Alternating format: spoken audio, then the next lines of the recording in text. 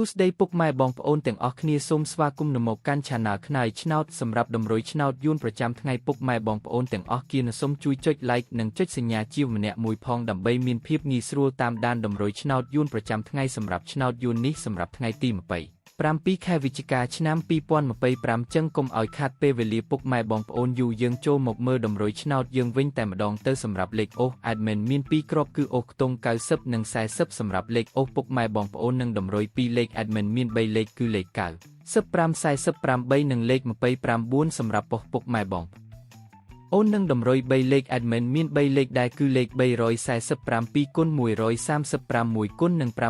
734គុណជាងពុកម៉ែបងប្អូនអាចយកទៅផ្សងសំណាងបានបងប្អូនសូមឲ្យហេងទំៀងអស់គៀនពុកម៉ែបងប្អូន Admin សូមជម្រាបលាពុកម៉ែបងប្អូនសូមជូនពរសុភាពល្អសំណាងល្អទាំងអស់គ្នា